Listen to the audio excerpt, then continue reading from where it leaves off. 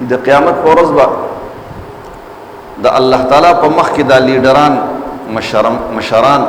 دا به هم ولاړي او دا کمزوري او ضعیفان خلک لاندې خلک نن سبا چې ورته موتا کارکون وایو دا به هم ولاړي د یو بل سره به چې کوم دی مکالمه کوي هغه زیاته مکالمه نه پیش کوم خدا مختصر دغه ته پیش کوم دا کشران به ورته وایي چې اے مشرانو که تاسو نه وې نو موږ به صحیح چې کوم دی مؤمنانو دا کشران به الله تعالی نه مطالبه وکړي چې اے الله پاکه زمونږ د مشرانو ته ډبل عذاب ورکړي ربنا آتهم ضعفین من العذاب دوچن عذاب ورته ورکړه او ډبل عذاب ورته ورکړه ولعنهم لعنا کبیره او په دوی باندې ډېر لوی لعنت ولېږه الله پاکه دا کارکنان بیا د قیامت په ورځ باندې د الله تعالی په دربار کې د خپلو مشرانو په باره کې څه وایي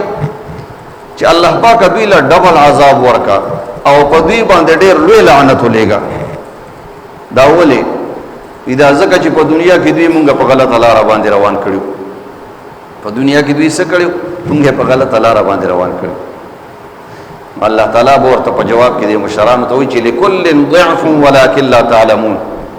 د هر یو د پاره به ډبل عذاب وي اے کشرانو اے کارکنانو ستاسو د پاره به هم ډبل عذاب وي او ستاسو د دې مشرانو د پاره به هم ډبل عذاب وي ستاسو د مشرانو د پاره خو به ځکه ډبل عذاب وي چې په خپله هم په ګمراهۍ باندې روانو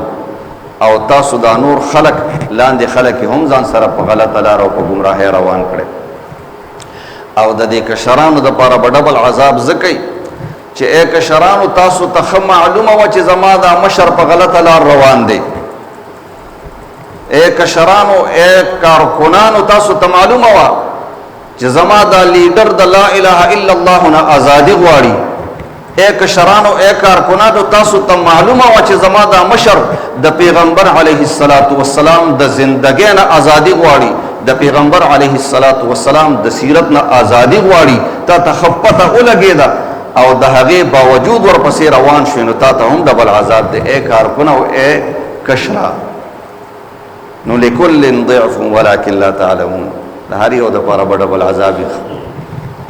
د قیامت په ورځ به دغه لیډران او دا مشران د خپل کارکن په باره کې وي چې انحنو صددناکم ولې موږ تاسو په زور په ځان پسې را روان کړی وي په زور مو د حق لارې نه منع کړی وي بلکې تاسو موږ په زور د حق لارې نه نوې منع کړی بل کنتم مجرمین تاسو په خپل مجرمان وي په خپل مرابسې را منډې والے او زنده‌باد مرده‌باد مرابسې کول د دغه مشربه دغه کارکون ته د الله په مخ کې د قیامت په ورځ باندې دغه جوابي او د عالم به د خپل کارکون په باره کې څه جوابي الحمدلله تاسو وایه الحمدلله ثم الحمدلله د عالم به چې کوم دی د الله تعالی په دربار کې د الله تعالی په مخ کې د قیامت په ورځ باندې د خپل کارکون په باره کې د اسمان د ستورو په برابر باندې چې کوم دی سفارش وي تاسو وایه الحمدلله عالم به د اسمان د ستورو برابر چې کوم دی سفارش کوي عالم به محل ته هم نه پریدي د پیدایش نواخله عالم در سره چې کوم دی ملګری دی او دوست مو دی او روان دی در سره د قیامت په ورځ به هر سړی په خپلو خولو کې ډوب وي پیغمبر علیه الصلاۃ والسلام به امتی امتی وي او عالم به هم چې کوم دی زمونږ او ستاسو سفارش کوي په دغه ځای کې به هم عالم مونږ او تاسو نه پرېږدي عزتمندو نو ستاسو څه خیال دی زموږ په دې شیرګل کې لږ علما دي د دې دارالعلوم د برکته دا دارالعلوم الحمدلله حضرت باباجی رحمت الله علیه د دې بنیاد په 1952 کې اخوده دی او دا د نن 2022 په ختمېدو کې دی تقریبا 70 سال جوړیږي او یا کاله په خوله یادېږي او یا کاله حضرت باباجی رحمت الله علیه او علماء کرام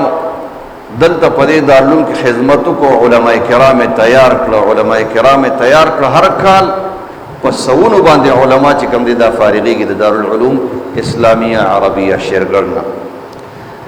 او الحمدلله نن بتا تر شیرګړ په هر کوڅه کې په هر محله کې حافظ قرآن ملاويږي په هر کوڅه کې او په هر محله کې او په هر چم کې بتا ته عالم دین چې کوم دي دا ملاويږي نو ستاسو څه خیال دی چې یو عالم د اسمان د ستورو برابر د مسلمانانو سفارش کوي، نو په دې شیرګل کې به څوک د سفارش نه بغیر پاتې شي، خو په دې شرط باندې چې د علماء کرامو ملګرتیا دې هم په دنیا کې کړي، په دې شرط به سفارش هم کوي.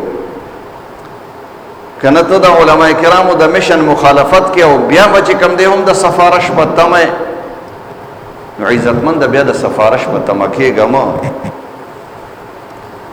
هغه سړی د سفارش په تمه باندې د عالم کینی چې کم سړی د عالم ملګرتیا هم کوي